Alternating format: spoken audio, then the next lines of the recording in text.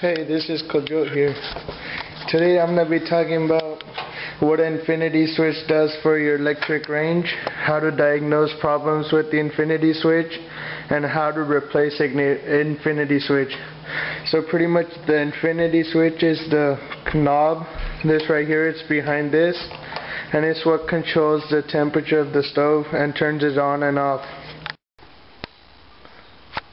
The infinity switch is behind this knob. This is just called the knob, and this is the infinity switch. Okay, I already told you guys what an infinity switch is. Now I'll tell you how to diagnose problems. Let's say, for example, you turn your stove on to 2, but it automatically gets your range heats up to full heat. That's the problem with the infinity switch. Or let's say you turn your stove on and it doesn't turn on at all, but it's only one of the ranges, the other 3 are working fine, then it's also a problem with the infinity switch. In the next section I'll be talking about how to replace the infinity switch. You need one of these, the new infinity switch. Okay, the first step to replacing the infinity switch is to unplug the cord. You don't want to get shocked by 240 volts. I have, it doesn't feel too good. And then make sure you have room to work in the back, because we need to access the wiring which is in here. Pretty much all we're going to do is we're going to unscrew these screws. There's one screw right here, one screw right here, one screw right here, and one screw right here. There's 4 screws on each side holding this foil cover, aluminum foil cover. We need to remove those, and then we have access to the wiring.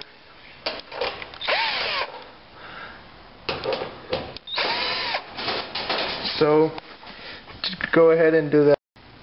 Okay, after you move all the 8 screws, 4 on each side, you just grab this panel and it just pops off like that. Now back here, this is all the wiring. These are the infinity switches right here, 2 of the left and right, front and back, rear, and then for this side, the front and back right here. And then this is the main chip that controls the clock and everything. And this is your red light in the front. I'll be guiding you through the wiring for the switch in the next section. And for me, I'm replacing this switch right here. After you find the switch you want to replace, unplug all the wires on there. So I'm replacing this one. I'm gonna pull off all the wires on here.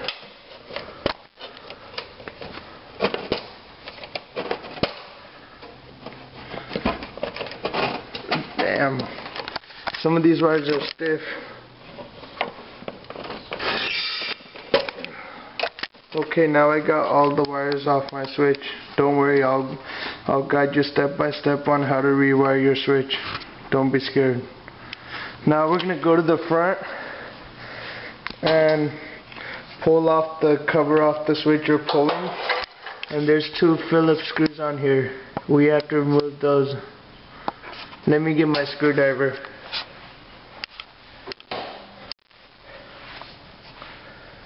Okay, just move those 2 screws. Not so hard.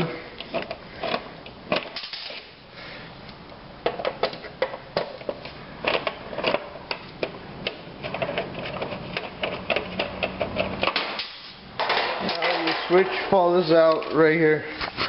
So first I'm gonna help you guys wire up your new switch, and then we'll screw it back in. Okay, now we're ready to wire up our new switch. But before we do that, I forgot to tell you guys something. When ordering your new switch, if it's for the smaller range, then it'll be about a 1600 watt switch. But if it's for the bigger range, it'll be around 2600 watts. And there should be a label on the switch right here that tells how many watts your switch is. You want to read your bad switch's watts and order it based on that. Alright, now let's get going with the wiring. This red wire, that's the main power wire. That's on the switch. That's gonna go on the first terminal, first bottom terminal. It's gonna go on this one.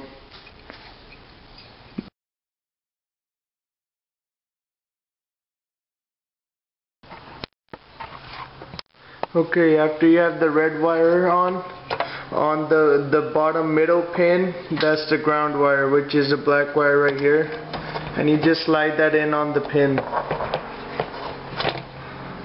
Now we're gonna go to the top.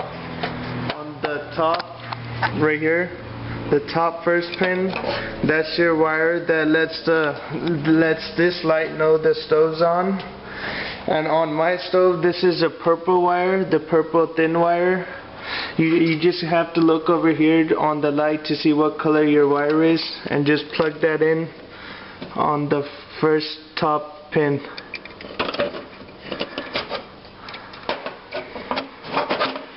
Okay, we got that in. Now there's two pins left. One's the second top pin and one's the third middle pin right here. It's right here. And from your range, from the wires that actually go to your stove, there's two wires left also. On some stoves these will be white, and on some of them they'll both be black, but they'll both be coming through this hole right here. So these wires are interchangeable. One's gonna go on the top second pin and one's gonna go on the third bottom pin. It doesn't matter which goes where. You can put them any way you want. Okay, now I'm gonna just re-explain the wiring in case you guys didn't get it, and at the end of the video I'll have a diagram that clearly shows which wire goes where. On the top first pin, the purple wire, that's coming from the red light, that's going to the red light. The second top wire, that's going to your range, the stove. On the bottom, the first pin is the red wire, main power wire. The the middle pin on the bottom is the ground wire, and the third pin is also the stove wire. Now the stove wires come together through this hole. And another tip I have for you guys is just look on one of the other switches, and the wiring will be the same. If you just look on one of the other switches, and you can get help that way too. Once you're done with the wiring, just stick the switch back in and re-screw the two screws we removed, which will be right here, and you just screw those back in, and you're pretty much done with wiring the switch, and then we'll put the cover back on.